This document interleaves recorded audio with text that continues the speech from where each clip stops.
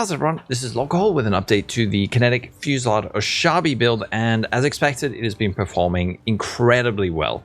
Clear is really good, single target is brilliant. There's a few questions that I know a lot of people have had, so in today's video I'll just address those. I made it to about level 82 in about 9.5 hours of playtime, maybe a little bit less. It has been smooth sailing from beginning to end. So let's go over some of the most important things.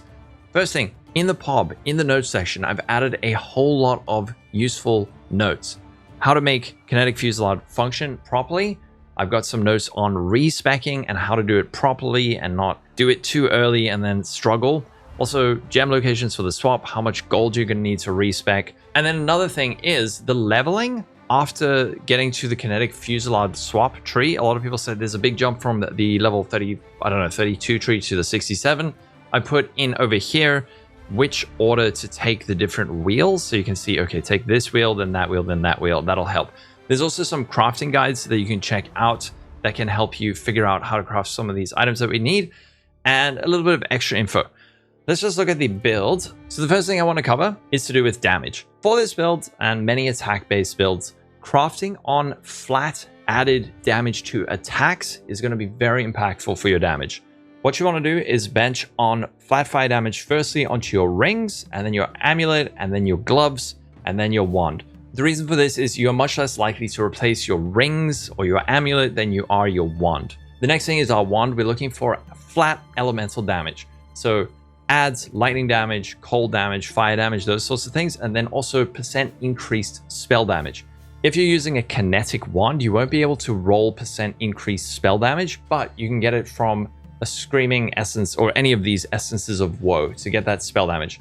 With Kinetic Fusillade, increase in reductions to spell damage also apply to attack damage from this skill at 150% of their value. So if you get spell damage on your shields, that's another place to get spell damage, and your wand, that is big increases of damage. Another place to get increased spell damage is Doedre's Tenure.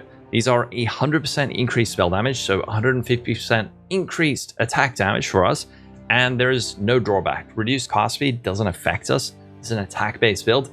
So these gloves, which should be really cheap, are a big damage boost early. They're what, 3C, very good 3C spent. Now the next thing I've seen a lot of people talking about is how to get the Gattling gun feel of the build. You're not going to get this early. The only way you're going to get this is if you first get the ring Timeclasp with reduced skill effect duration. This rolls between reduced and increased. You want to get reduced and a warped timepiece. Initially, try and get these with a lower percent increased attack speed, but aiming for reduced skill effect duration. You're not going to get the Gattling gun before that. What the goal is early on is to get to 6 projectiles, which we get with greater volley support, so that's 4 projectiles, and then there's the base 1 projectile from Kinetic Fusillade, and then the extra 1 projectile here. So then you'll be generating 6 projectiles per attack. So the way it plays is you attack twice, release, attack twice, release. So it's got a bit like a stop-start, but it becomes very smooth. Later on though, once you get warp timepiece and Timeclasp, then that's when you start getting the Gattling gun version of the build. So don't worry about this during the campaign. You get this later on. But in terms of the Gattling gun thing, there's a few things I want to mention. Firstly, Timeclasp with reduced skill effect duration can be a bit of a pain to get. So let me just show you how to search for these. Timeclasp. You can push / to get to this. Go to miscellaneous and take off Fileborn. So hit no and then go search. And then there's this wonderful button here, filter item by stats. Click that, it'll fill this up. And then what you want to do is type in, by increased skill effect duration, you're going to type in -20 to -1, let's say. And then all of these results are going to be Timeclasp with reduced skill effect duration. Early, what you want to do is look for one like this. See if you can get one with like -10% to start. What I'm actually doing for now is I'm running 2 10% reduced skill effect duration. Once I get a better one, and once I get the Hasty Demise Anoint up here, which requires a golden oil, I'm going to drop one of these and then put on another ring. Another trick I can give you, a bit naughty, and this is probably going to jack up the price of these, but what you can do is you can buy 3 of these cheap ones with increased skill effect duration, and 3 to 1 them. So you buy 3 and you sell 3 to the vendor. It's effectively divining it, so you have a chance to get a reduced skill effect duration. That's how I got these.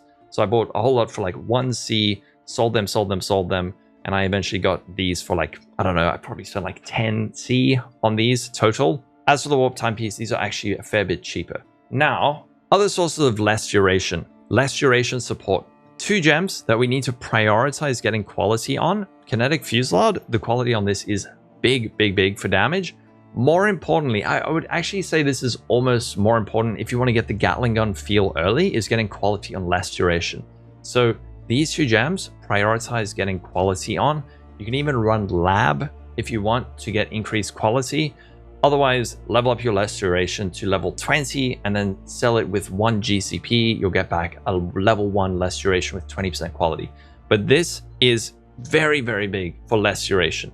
A few other things to pay attention to is your accuracy. Currently, I have 100% accuracy against normal monsters, 93 against evasive monsters. You can actually bench on accuracy as a suffix on many gear slots. So you can do it on your helmet, you can do it on your weapon. I think you can also do it on your rings if you're still using non-Timeclasps. So try and make sure your accuracy is high. We're also getting accuracy on the tree, but this is going to affect your damage quite significantly. If you're really desperate for accuracy, what you can do is over here, instead of going at the bottom, you can take these 2 points on the top for an extra 16% increased accuracy. However, this does give increased attack speed as well. So what I'm actually going to show you now is how to get the Gattling gun version working properly. And this is all done within PoB itself. I think this is something that Nemrod worked on getting into PoB. The first thing you want to do is go over to Calcs, select Kinetic Fusillade up here at the top, and then you want to turn on any conditional modifiers you may have. So conditional buffs like frenzy charges, if you're using these, turn these on. I'm not actually using frenzies now, so I'm going to turn that off. If you have like a silver flask, also turn that on, but I'm not using that right now. Then we're going to go over here to Calcs, and over here, skill type specific stats. Here you can see your skill duration multiplier and your duration modifier, but most important thing is here at the bottom, max effective APS. Your attack speed must not be above this number. So currently mine is at 5.45, which is fine. If you go over this, I think it'll show in red, as in you are going too fast. In that case, what you need to do is either get more reduced skill effect duration, or you need to lower your attack speed. Getting more reduced skill effect duration, like I spoke about, less duration support with quality, because the quality adds less skill effect duration, which is really big. Then getting better Timeclasp and a better warp timepiece are going to be really good. It might not seem like a lot, but 10% reduced skill effect duration. Let me just show you. So currently my max APS is 6.06. If I were to get another, let's say 10% reduced skill effect duration, now my max APS jumps up to 7.58. So reduced skill effect duration is very impactful, especially because it's being multiplied by this less duration. So getting better Timeclasp and a better warp timepiece and getting that hasty demise anoint is really impactful for this. Now, what do you do if you can't get your attack speed less than this number? There's a few things we need to do. First thing is unspecking One Slinger, because this gives us a lot of attack speed. In this case, what you would want to do is you would want to put wand attacks fire an additional projectile over here at the wand mastery. Then you're going to, instead of getting this leech mastery, just grab over here Clever Thief. That solves that problem. If you're still struggling with attack speed, over here we've got attack speed on the right side. Instead, path on the left side where you're not getting increased attack speed, remove that. Another thing is, if you have attack speed on your wand, that is going to massively increase your overall attack speed. So don't have attack speed on your wand. That's another thing. Those are the big things to do. Quality on your less duration, getting better Timeclasp, and getting better warp timepiece. But don't worry too much about getting Gattling gun version set up too early. The only other thing I want to talk about is defenses. I've had no problem. I did die a few times in the campaign to the bosses because they were like pretty surprising and rippy, but in maps I've been fine. Even though I'm running with very little physical damage reduction, we've got enough evasion rating at this point, like 30k with Floss up, that I'm not really dying that much. I am lucky suppress capped. And the one thing you can do though is using a Heart of Flame Molten Zoftgraft. This thing gives you it's sort of like a pseudo steel skin or molten shell. So if you're really struggling, try get a Heart of Flame. Keep using the Wreathed in Light. This is very good for single target. When you get to a boss, you drop it, you stand on it, and then you shoot. But drop the Jolt Graft, because that thing is making you squishier and it's giving you more damage, which honestly at this point we don't really need.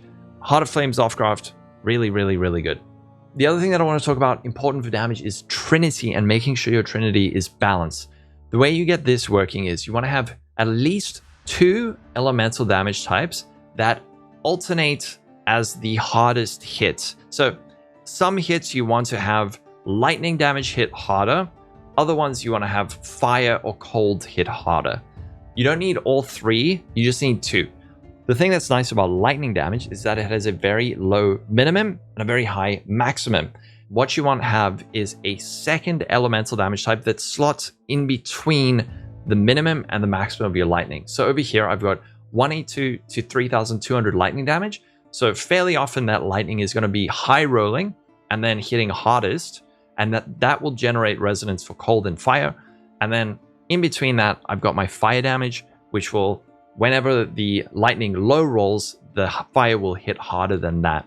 That will mean your resonance is balanced and you are fully generating 50 resonance consistently. If you're not getting that, there's a couple of ways to fix this. Firstly, if you, let's say, have too much lightning and not enough fire, what you can do is bench on flat fire damage on your rings, amulet, wand. If you have too much fire and not enough lightning, what you can do, instead of running anger, you can run wrath, and that'll create a better balance. This, like what I have here, you can see my max lightning and my min lightning are too high, and my fire and cold are a little bit too low. This would probably still work, but it's a little bit dodgy. I don't feel like it would be consistent. So instead, you want to have that fire in the middle, fire or cold in the middle of the lightning. Another thing is, instead of running Herald of Thunder early on, which gives you flat lightning damage, you could run, instead of Herald of Cold, and then craft on cold damage onto your rings and things. Just try and make sure that you've got that balance. You'll know that it is balanced when the top left, you've got this little ring that will fill up. If you get all 3 colors, like that, that means you are fully resonated. If you're missing one of these, it's bad, and that means you need to look at your flat damage. Make sure one is not hitting harder than the other. Anyway, that's going to be it. Have a wonderful day. I need to sleep. If you have any questions, leave it in the comments below. Join the Discord. Follow me on Twitch. I'll be able to answer questions. I'll be streaming tomorrow. And let me know how you're enjoying the build. I've been having a great time with it. Just make sure you're getting everything right, and it'll feel really, really good. Take care. Stay safe. See you tomorrow. Bye-bye.